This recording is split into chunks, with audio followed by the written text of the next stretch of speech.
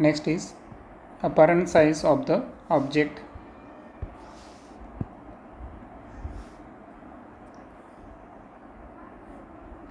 And the first point is, consider two objects PQ and P1Q1 having same size but kept at different distance from an eye as shown in figure 7.15.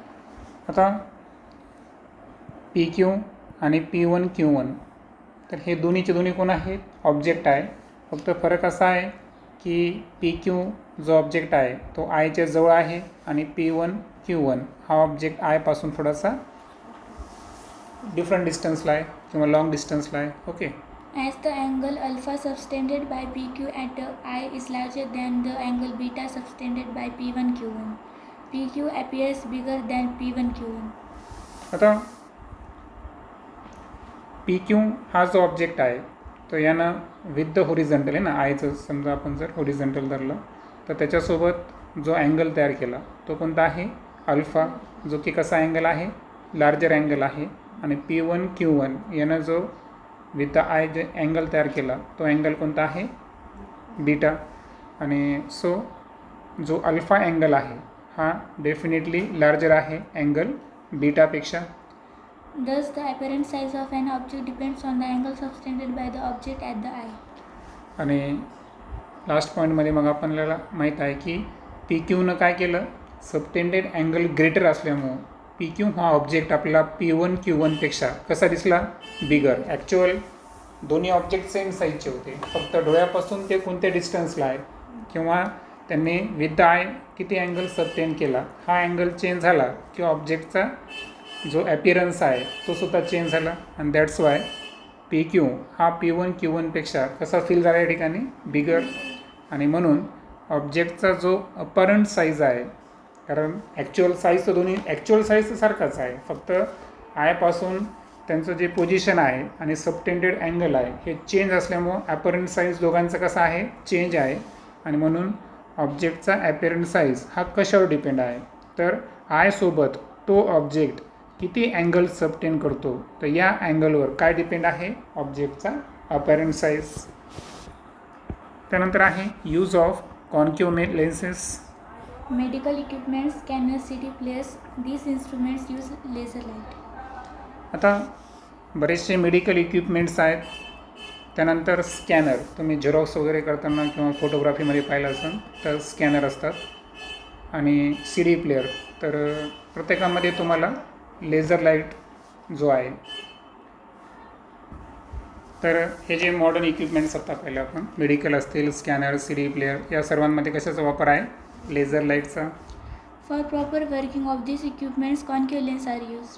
आणि overall जर पाहिलं तर या इक्विपमेंटमध्ये ज्या लेन्सचा आपण वापर करतो ते कोणते लेन्स आहे? Concave lens. The peephole in door. This is a small safety device which helps us see a larger area outside the door. आता कॉन्केव्ह लेन्सचा आणखीन एक वापर जर पाहिला आपण, पीप होल, जो मॉडर्न डोर सिस्टीममध्ये यूज केलेला असतं. आता याच्यामध्ये काय होतं की जागा तर कमीच असते त्या ठिकाणी, बरोबर आहे का? परंतु एरिया कसा वापरला असतो? लार्ज एरिया तो काय करतो? कवर करतो. ओके. दॅट्स वाय एक किंवा त्यापेक्षा जास्त कॉन्केव्ह लेन्स त्या ठिकाणी यूज केलेलं असतं. Spectacles. Concave lens are used in spectacles to correct nearsightedness. आता कॉन्केव्ह लेन्स हा कोणत्या प्रकारचा लेन्स आहे? Diverging lens. सो आपल्याला माहीत आहे की नियर साईडनेस करेक्ट करण्यासाठी आपण स्पेक्टॅकल्समध्ये कसा वापर करतो? Concave लेन्सचा. Torch. Concave lens is used to spread widely the light produced by a small bulb inside a torch. आणि टॉर्चमध्ये जर पाहिलं आपण तर आपलं डायव्हर्जन्स इफेक्ट दिसेल, आहे की नाही? कारण एक स्मॉल बल्ब असतो आणि त्यानं फार वाईड एरिया तो कवर करतो आहे ना स्प्रेड करण्यासाठी. म्हणजे लाईट आपण जो टॉर्चचा ऑन केला तर बल्ब जो आहे तो वाईडली एरिया काय करतो? त्या एरियामध्ये लाईट स्प्रेड करत असतो. आणि रिझन जर पाहिला आपण तर त्यामध्ये सुद्धा कॉन्केव्ह लेन्स, डायव्हर्जिंग लेन्सचा वापर केला आहे. Camera, telescope and microscope. These instruments mainly use convex lenses. आता कॅमेरा असेल, त्यानंतर टेलिस्कोप आणि मायक्रोस्कोप. ओव्हरऑल जर पाहिलं आपण तर या इन्स्ट्रुमेंटमध्ये कोणता लेन्स वापरला असतो? कॉन्व्हेक्स लेन्स यूज केलेला असतो. To get good quality images, a concave lens is used in front of the eyepiece or inside it. आणि इमेज जी आहे ही गुड क्वालिटीची ऑप्टेन करण्यासाठी आयपीसच्या समोर मात्र त्यामध्ये काय वापरला असतो, concave lens. Okay, in front of the eyepiece or inside it. म्हणजे आयपीस म्हणजे काय, आता पुढं बघणार आपण टेलिस्कोप आणि मायक्रोस्कोपमध्ये जर पाहिलं आपण तर 2 लेन्सेस असतात. पण ज्या ठिकाणी ज्या साईडनं ऑब्झर्वर बघतो त्या साईडनं जे लेन्स असतो तो कोणता असतो, आयपीस. आणि जनरली तो कोणता असतो, कॉन्केव्ह लेन्स. ओके, आणि फ्रंटचे जे असतात ते कोणते असतात, कॉन्व्हेक्स लेन्स. त्याच्यामुळे काय होतं, दूरवरच्या ऑब्जेक्टची सुद्धा गुड क्वालिटी त्या ठिकाणी ऑप्टेन होते. त्यानंतर आहे युजेस ऑफ कॉन्व्हेक्स लेन्सेस. त्यामध्ये पहिला आहे simple microscope. A convex lens with small focal length produces a virtual erect and bigger image of an object as shown in the figure. आता convex lens जो आहे तर त्याच्या आपण किती केसेस पाहिल्या होत्या, 2 केसेस पाहिल्या होत्या. इमेज का 6 पाहिल्या होत्या. अच्छा, कॉन्व्हेक्स लेन्सच्या 6 पाहिल्या होत्या. आणि त्यामध्ये 5 केसेसमध्ये रिअल अँड इन्व्हर्टेड इमेज होती. फक्त एकच स्पेशल केस होती की ज्यामध्ये ऑब्जेक्ट हा ऑप्टिकल सेंटर आणि प्रिन्सिपल फोकस या दोघांच्या मध्ये जर प्लेस असेल तर अशा वेळेस व्हर्च्युअल अँड इरेक्ट आणि बिगर इमेज तयार होते, हे की नाही. सो स्मॉल फोकल लेंथ जे आहे तर त्याचा वापर केलेला कॉन्व्हेक्स लेन्स जो आहे सिम्पल मायक्रोस्कोपमध्ये वापरला असतो. आणि त्यामुळे ऑब्जेक्टची जी प्रतिमा आहे ती कशी असणार, व्हर्च्युअल, इरेक्ट आणि बिगर टाईपची इमेज ऑप्टेन करता येते. Such a lens is called simple microscope or magnifying lens. आणि कितीतरी टाईम्स आपण त्याला झूम केलं असतं, मॅग्निफाय केलं असतं. आणि दॅट्स वाय सिम्पल मायक्रोस्कोपला दुसरं नाव जे आहे ते काय आहे, magnifying lens. One can get a 20 times larger image of an object using such microscopes. आणि सिम्पल मायक्रोस्कोपच्या साहाय्याने आपण 20 पट मोठी, आहे की नाही, 20 टाइम्स लार्जर इमेज ही ऑप्टेन करू शकतो. These are used for watch repair, testing precious gems and finding their defects.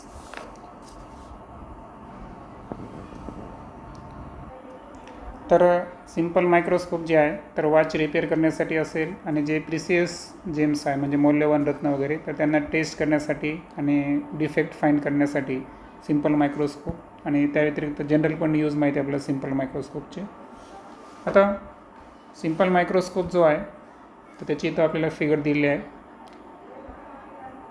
आता यामध्ये 2 केसेस दिले आहेत तुम्हाला. ओके, पहिली केस काय दिली आहे, object is close to the lens. Okay, आता यामध्ये ऑब्जेक्ट कोणता आहे, PQ, जो की प्रिन्सिपल फोकस आणि ऑप्टिकल सेंटर या दोघांच्या मध्ये प्लेस केला आहे. आणि U हे त्याचं काय आहे, ऑब्जेक्ट डिस्टन्स. आता इथं रूल नंबर 1 नुसार जर पाहिलं आपण तर जे रेस पॅरलल होते है ना तर ते अनदर साईडच्या फोकसमधून काय होतात, पास होतील. आणि 3 नंबरच्या रूलनुसार जे ऑप्टिकल सेंटरमधून जातील ते अनडिवायडेड असतात. ओके, आणि दॅट्स वाय जेव्हा लेन्समधून ऑब्झर्व केलं जाईल तेव्हा जी इमेज असेल तर ती कोणती असेल, है ना, actual same side of the ऑब्जेक्टला इमेजचं फॉर्मेशन झालं, फक्त व्हर्च्युअल, इरेक्ट आणि मॅग्निफाईड टाईपची इमेज तयार झाली. सेकंड केस आहे की ऑब्जेक्ट जो आहे कुठं असेल, फोकसवर असेल. आता ऑब्जेक्ट फोकसवर असेल तर अशा वेळेस काय झालं की इथं रूल नंबर 1 नुसार बरोबर पॅरल असणाऱ्या प्रिन्सिपल फोकस आणि ऑप्टिकल सेंटरमधून जाणारी अनडिवायडेड.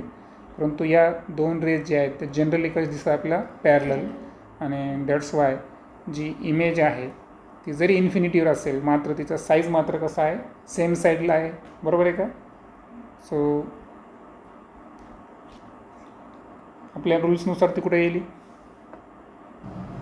आता ही जी सेकंड केस आपण पाहिली तर याच्यामध्ये ऑब्जेक्ट जी इमेज आहे तर ती इन्फिनिटी डिस्टन्सवर तयार होते, ती रिअल अँड इन्व्हर्टेड आहे. तर ॲक्च्युअल ती मायक्रोस्कोपमध्ये एवढी फक्त सांगितलेलं आहे की सिच्युएशन कशी आहे, पण जी केस 1 आहे तेच आपण त्या ठिकाणी यूज करणार आहे.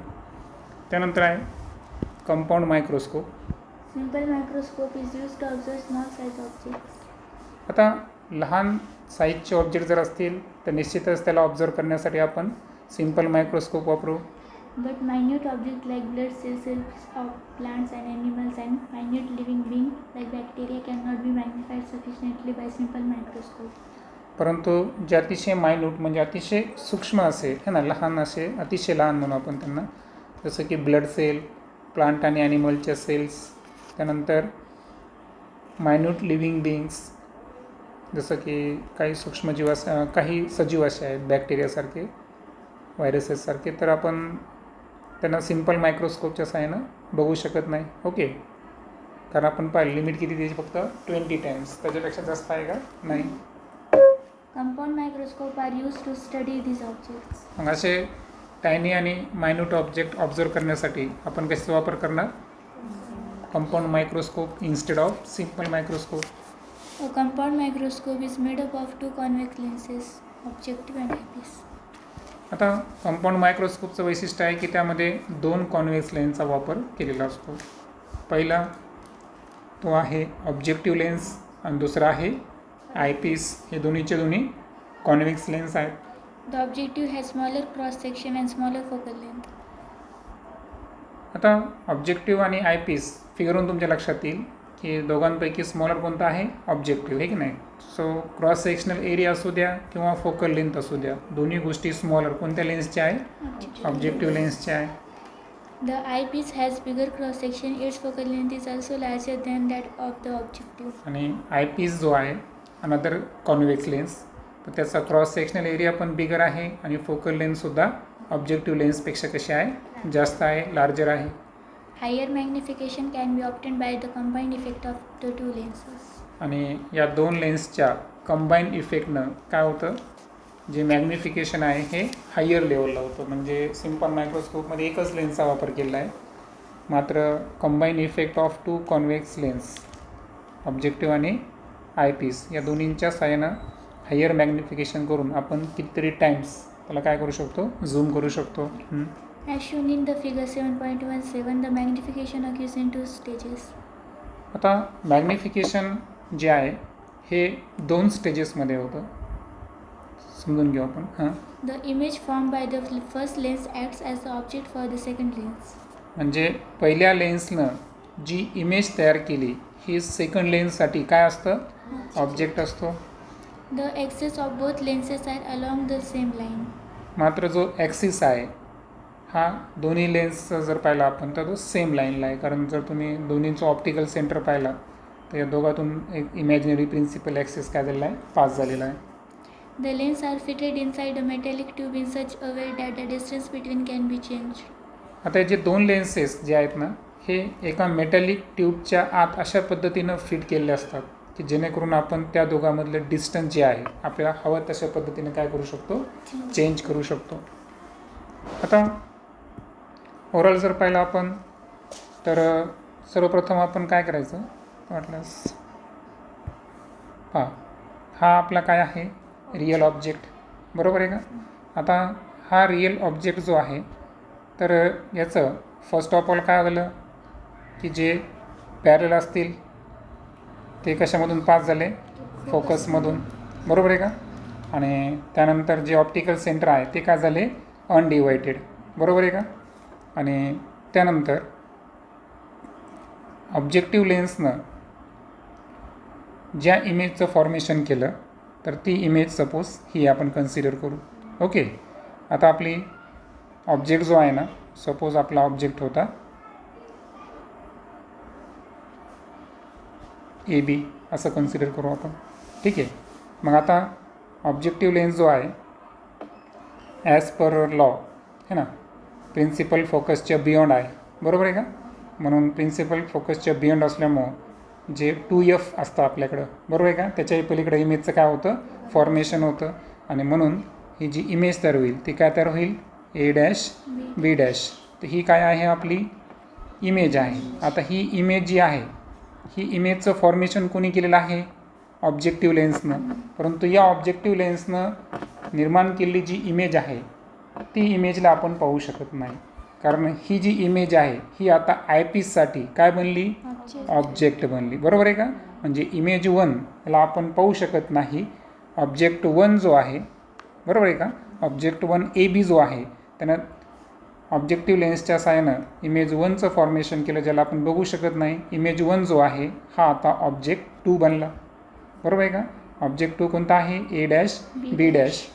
आता इथं जर पाहिलं आपण तर इथंही सेम पद्धतीनं जर एक्सटेंड केला आपण, तर ऑप्टिकल सेंटरमधून अनडिवायडेड आणि पॅरल असणारं जे आहे तर ते रेज काय होतील या ठिकाणी फोकसकडे जाण्याचा प्रयत्न करतील.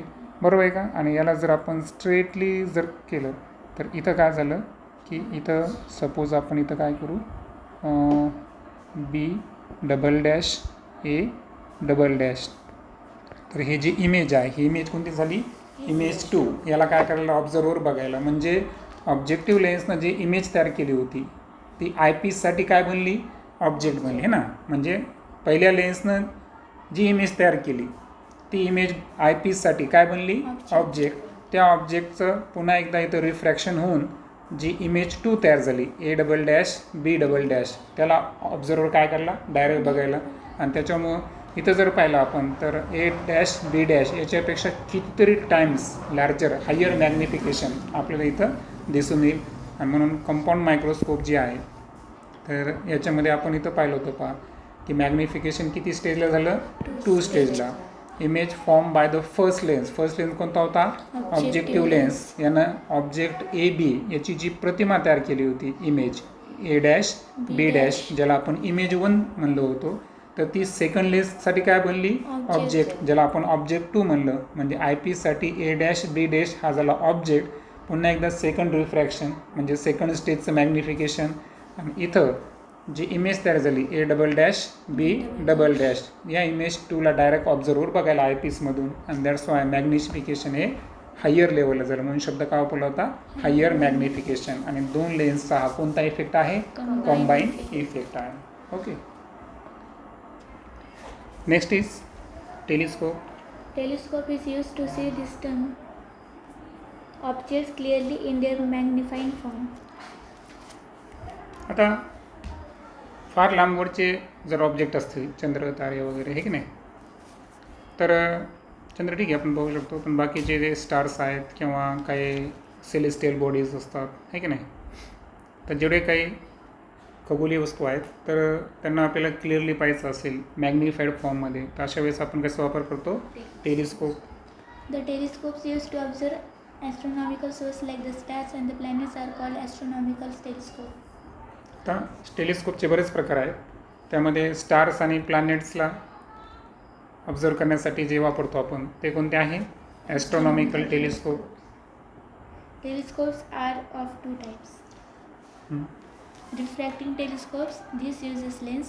Reflecting telescope, this uses mirrors and also lenses. आता ॲस्ट्रॉनॉमिकल टेलिस्कोप हा एक वेगळा प्रकार झाला. त्यानंतर आता लेन्स वापरलेला आहे का लेन्स प्लस मिरर, है ना. तर त्यावरून 2 प्रकार आहेत. रिफ्लेक्टिंग टेलिस्कोपमध्ये काय वापरलं असतात, फक्त लेन्सेस. आणि रिफ्लेक्टिंग टेलिस्कोपमध्ये अलॉंग विथ मिरर लेन्सचा सुद्धा वापर केला असतो. In both of these, the image formed by the objective acts as object for the eyepiece, which form the final image. आणि जसं आता आपण कशामध्ये पाहिलं, कंपाऊंड मायक्रोस्कोपमध्ये, तर यामध्ये सुद्धा 2 लेन्स असणार, ऑब्जेक्टिव्ह आणि आयपीस. ऑब्जेक्टिव्ह जो इमेजचं फॉर्मेशन करेल तो आयपीससाठी काय होऊन जाईल नंतर, ऑब्जेक्ट. आणि फर्दर जी सेकंड इमेज असेल ती काय असेल, final image. Objective lens has larger diameter and larger focal length, because of which maximum amount of light coming from the distant object can be collected. Give रिझनमध्ये येऊ शकते की टेलिस्कोपचा ऑब्जेक्टिव्ह लेन्सचा डायमीटर लार्जर काय किंवा फोकल लेंथ लार्जर काय, आहे की नाही. आता आपण इथे पण इथं काय पाहिलं होतं आपण मायक्रोस्कोपमध्ये की ऑब्जेक्टिव्ह लेन्स जो आहे तर त्याचं फोकल लेंथ आणि क्रॉस सेक्शन एरिया कसा होता, कमी होता आयपीसच्या तुलनेमध्ये. बरोबर आहे का. कारण ॲक्च्युअल काय होतं माहिती आहे का, की कमी अंतरावरून आपल्याला काय करायचं होतं, मॅग्निफाईड फॉर्म काय करायचा होता, ऑब्टेन करायचं होतं. त्याच्यामध्ये हा इश्यू होता का आपल्याला मॅक्झिमम लाईट या ठिकाणी ऑब्जेक्टिव्ह लेन्सवर मिळवायचा, असं काही उद्देश होता का, नाही. परंतु जेव्हा आपण लॉंग डिस्टन्सवरच्या वस्तू बघतो ना, तर त्याच्यामध्ये सर्वात महत्त्वाचं असतं की जे सेलेस्टियल बॉडी आहे, समजा की जे लाईट इमिट करेल, तर तो जास्तीत जास्त प्रकाश जितका तो काय होईल कलेक्ट होईल लेन्सकडून तितकं ते इमेज कसं दिसेल आपल्याला क्लिअर दिसेल. आणि दॅट्स वाय ऑब्जेक्टिव्ह लेन्स जे आहेत ना तर हे टेलिस्कोपमध्ये त्यांची डायमीटर कशी असणार लार्जर आणि फोकल लेन्ससुद्धा कशी असणार लार्जर असणार. आणि रिझन दिलेलं आहे की जे दूरवरच्या ऑब्जेक्ट्स आहेत है ना स्टार्स असतील प्लॅनेट्स असतील तर डिस्टंट ऑब्जेक्ट आहेत तर त्यापासून जेव्हा लाईट कमी यायला है ना प्रकाश येत आहे तर तो मॅक्झिमम अमाऊंटमध्ये लाईट जो आहे तो कलेक्ट करणं महत्त्वाचं आहे. जितका तो कलेक्ट होईल तितकी काय होईल image sharp clean and clear दिसेल.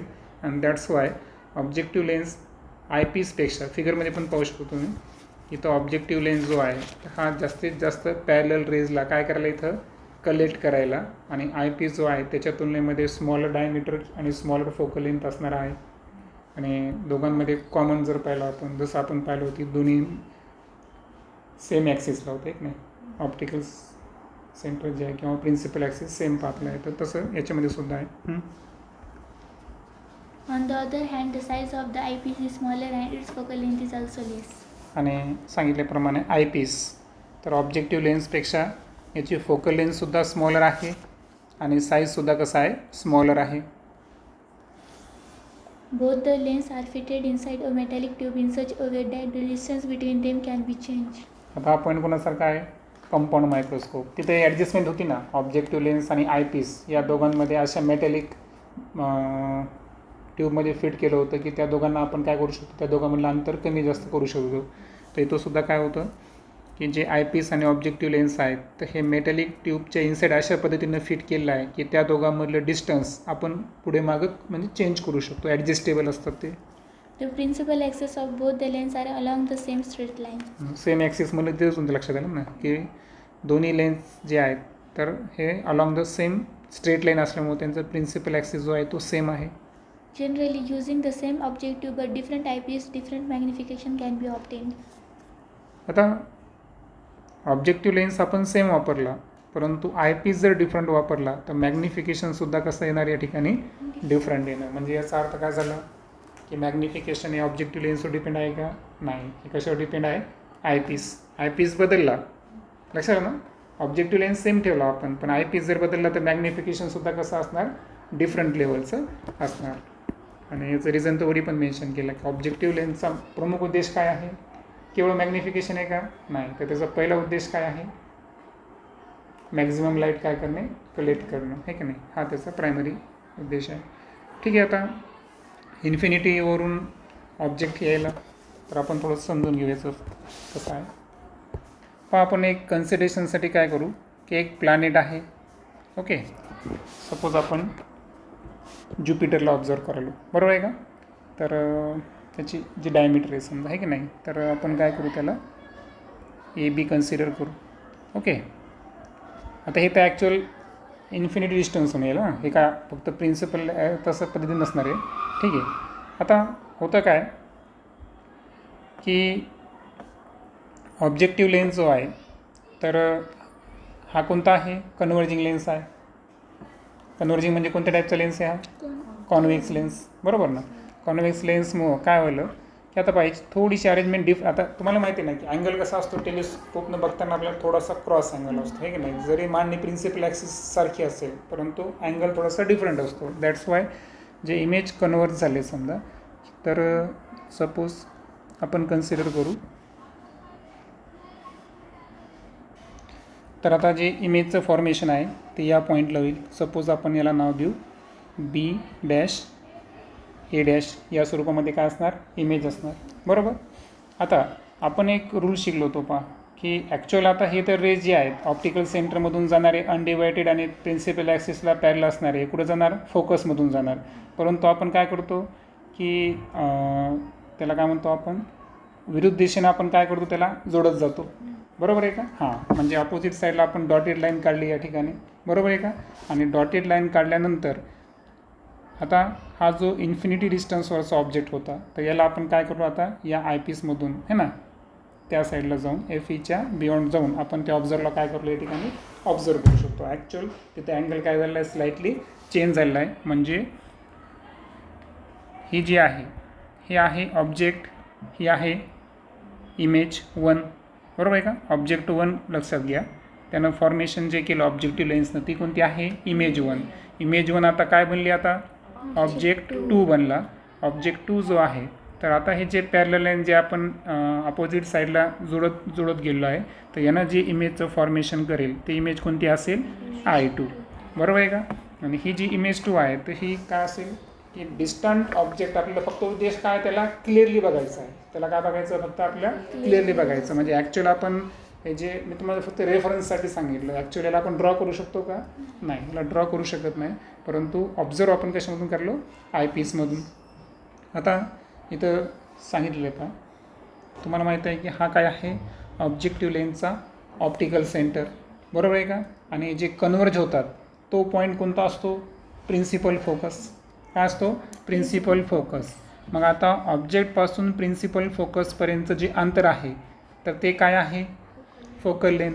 ती फोकल लेंथ कोणाची आहे ऑब्जेक्टिव्ह लेन्सची. आणि म्हणून ओ पासून तर या फर्स्ट इमेजपर्यंतचं जे डिस्टन्स आहे ते तुम्हाला काय दाखवलं FO. याचा अर्थ आहे focal length of objective lens. त्यानंतर हा आहे ऑप्टिकल सेंटर कोणाचा आयपीसचा. आणि हे आहे ऑब्जेक्ट. बरोबर आहे का. ऑब्जेक्ट कुठं आहे सध्या फोकस प्रिन्सिपल फोकस राहायचं ना. बरोबर आहे का. हां मग आता हे प्रिन्सिपल फोकस आणि ऑप्टिकल सेंटर. बरोबर आहे का. कारण फर्स्ट इमेज ही सेकंड काय आहे आपल्यासाठी ऑब्जेक्ट आहे. मग ह्या दोघांमधलं जे डिस्टन्स आहे हे काय आहे FE. अर्थातच आयपीस या लेन्सची काय ती फोकल लेंथ. लक्षात आलं. मग हे FE आहे. म्हणजे ओव्हरऑल जर आपण दोघातलं डिस्टन्स जर काढलं तुम्हाला म्हणलं की ऑब्जेक्टिव्ह लेन्स आणि आयपीस या दोघांमधलं डिस्टन्स किती असतं तर ते डिस्टन्स कोणाची बेरीज असणार focal length of objective lens plus focal length of eyepiece. Okay थोडं डिटेलमध्ये नेक्स्ट स्टँडर्डमध्ये आहे. त्यानंतर आहे optical instrument. Convex lenses are used in various other optical instruments like camera, projector, spectrograph, etc. आता आपण मायक्रोस्कोप पाहिला त्यानंतर टेलिस्कोप पाहिला. त्या व्यतिरिक्त कॅमेरा असेल प्रोजेक्टर असेल स्पेक्ट्रोग्राफ याच्यामध्ये सुद्धा कॉन्व्हेक्स लेन्स वापरले असतात. आता तुम्हाला पहा तुम्ही एक टेलिस्कोप जर पाहिलं ना आपण तर एक तिसरा कॅमेरा आला आहे माहिती आहे का म्हणजे झुमिंगसाठी जर तुम्ही पाहिलं तर टेलिस्कोप लेन्स दाखवलं होता. नाही तर नाव दिलं आहे लेन्सचा टाईप काय जसं वाईड लेन्स अल्ट्रा वाईड तसा नवीन लेन्स काय आहे टेलिस्कोप म्हणजे जवळचं काय करतो तो झूम करतो. लक्षात आलं का. म्हणजे म्हणून तो कॅमेऱ्यामध्ये पण आहे प्रोजेक्टर आणि स्पेक्ट्रोग्राफ. त्यानंतर आहे पर्सिस्टन्स ऑफ व्हिजन.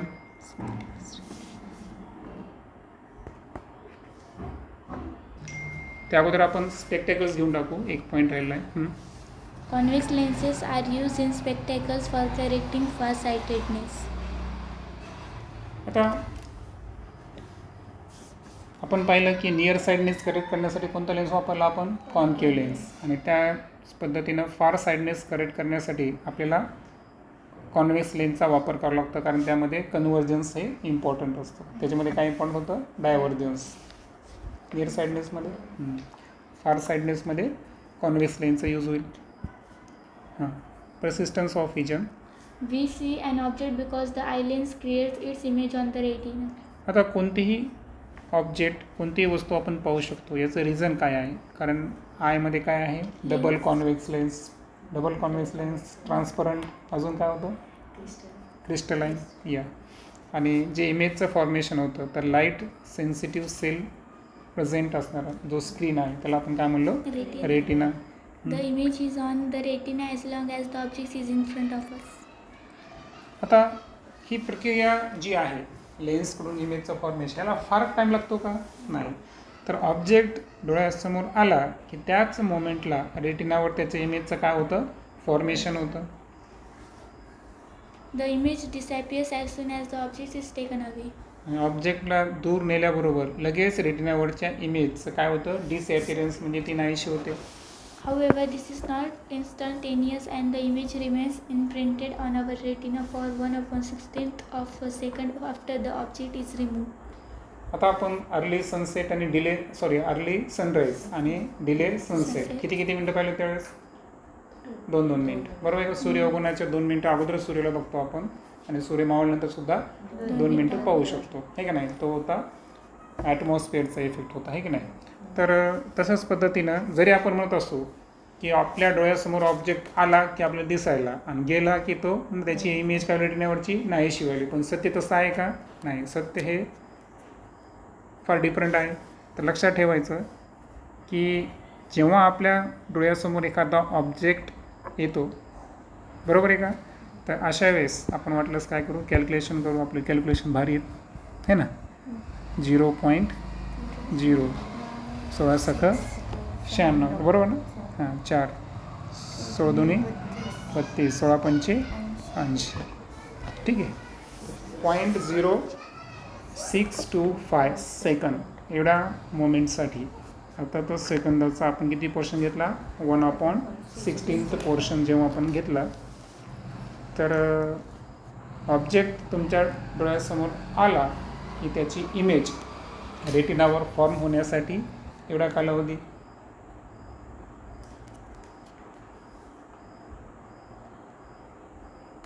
आणि ऑब्जेक्ट रिमूव्ह केला गेला की रेटिनावरची इमेज डिसॲपियर होण्यासाठी लागणारा कालावधीसुद्धा किती असणार, 0.0625 सेकंद.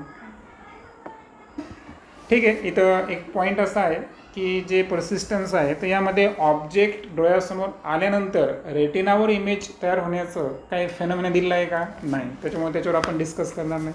आपण डिस्कशन करू की जे रेटिनाचं सेन्सेशन आहे हे परसिस्ट किती कालावधीसाठी करतं, हे की नाही, ज्याला आपण परसिस्टन्स ऑफ विजन म्हणलो. तर हा कालावधी आहे सेकंदाचा 1/16 portion.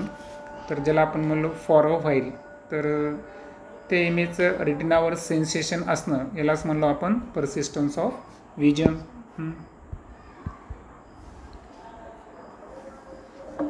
How do we preserve different colours? आता पुढं आपण डिस्कस करणार आहोत की जे डिफरंट कलर्स आहेत हे आपण कशा पद्धतीनं परसिव्ह करत असतो. The retina in our eyes is made up of many light sensitive cells. मला वाटतं आपण रेटिनामध्ये 2 सेल सांगितलं होतं तुम्हाला, की नाही. कलर संदर्भात काय सांगितलं होतं, रॉड सेल आणि सॉरी हायलाईट असेल तर ना, ते पॉईंट इथं क्लिअर आहेत, की नाही. डिम लाईटसाठी वेगळं, ठीक आहे ना. आता रेटिना जे आहे आपल्या डोळ्यामधला, तर ज्याला आपण लाईट सेन्सिटिव्ह सेलचा स्क्रीन म्हणलं होतं, बरोबर आहे का. तर याच्यामध्ये बऱ्याचशा सेन्सिटिव्ह सेल्स असतात, लाईट सेन्सिटिव्ह सेल्स, प्रकाशनाला संवेदना देणारे. These cells are shaped like a rod and like a cone. तर रॉड माहिती आहे तुम्हाला आणि कोन शंकुकृती, हे की नाही. तर त्या आकाराच्या सेल्स असतात, त्यावरून त्यांचं शेपवरून त्यांना नाव आहे.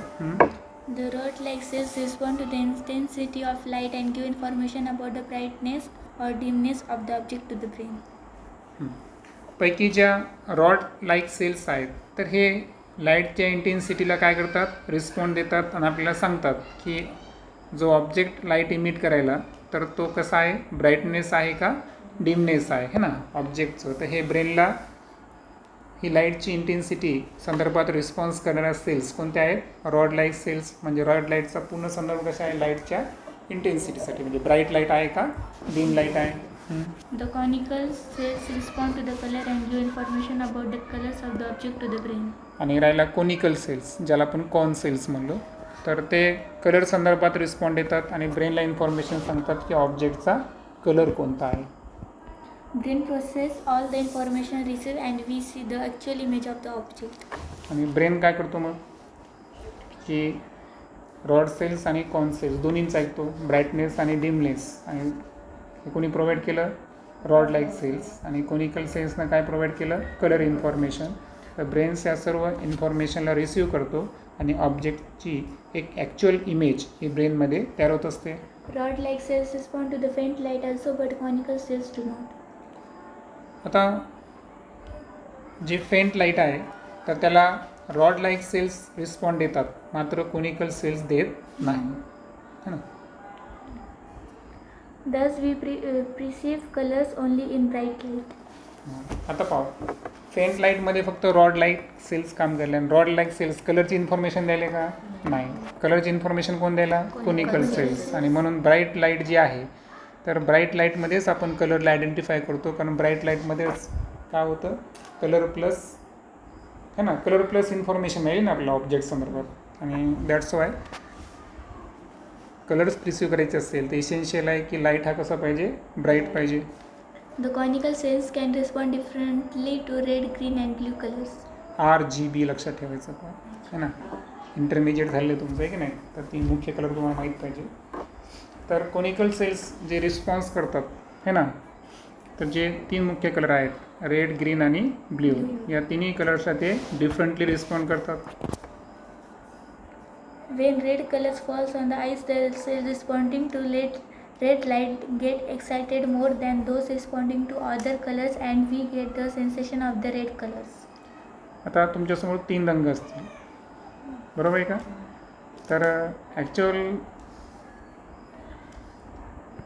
डोळ्यावर जर लाल रंग पडला समजा ना, रेड कलर फॉल झाला की ज्या कोनिकल सेल्स आहेत त्या रिस्पॉन्ड कोणाला देतील, रेड लाईटला, बरोबर आहे का. Get more excited more than those responding to other colour, म्हणजे अदर कलरपेक्षा रेड लाईटला ते काय करणार, जास्त रिस्पॉन्ड देणार. आणि दॅट्स वाय सेन्सेशन कोणत्या रंगाचं येणार आपल्याला, रेड कलरचं. Some people lack conical cells responding to certain colors. आता काही लोकांमध्ये जर पाहिलं आपण तर कोनिकल सेल्समध्ये एक क्षमता नसते की सर्टन कलरला ते रिस्पॉन्ड करतील. This person cannot recognize those colors or cannot distinguish between different colors. आणि म्हणून कलर्सला प्रॉपर रिकग्नाईज करू शकत नाही किंवा 2 डिफरंट कलर्समधला ते डिस्टिंग्विश म्हणजे फरक स्पष्ट करू शकत नाही. These persons are said to be colorblind. आणि यांना आपण म्हणतो colour blindness. Apart from not being able to distinguish between different colors, their eyesight is normal.